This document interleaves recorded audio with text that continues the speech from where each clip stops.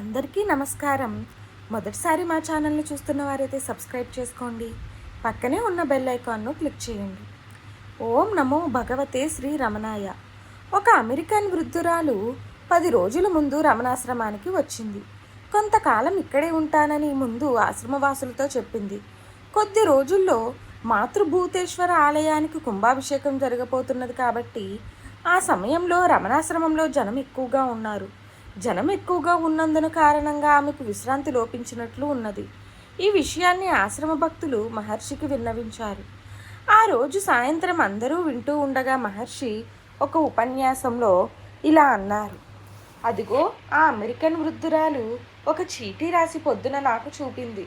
అందులో ఏమున్నదంటే, హిమాలయ పర్వతాలకు వెళ్ళి అక్కడి మృగాలతో కలిసి తిరుగుతూ ఏకాంతంగా ఉండాలని ఉంది అని.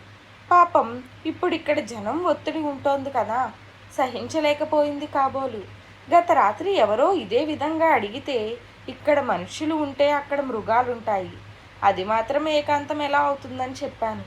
ఏకాంత నివాసానికి హిమాలయాలకు పోవాలట ఎందుకో. ఈ వీడియో చూసిన ప్రతి ఒక్కరూ కామెంట్ బాక్స్లో ఓం నమో భగవతే శ్రీ రమణాయ అని టైప్ చేయండి. అలాగే మా ఛానల్కి కొత్తగా వచ్చిన వారైతే సబ్స్క్రైబ్ చేసుకోవడం మర్చిపోకండి. పక్కనే ఉన్న బెల్ ఐకాన్ను క్లిక్ చేయండి. అలాగే మా వీడియోను లైక్ చేయండి, షేర్ చేయండి.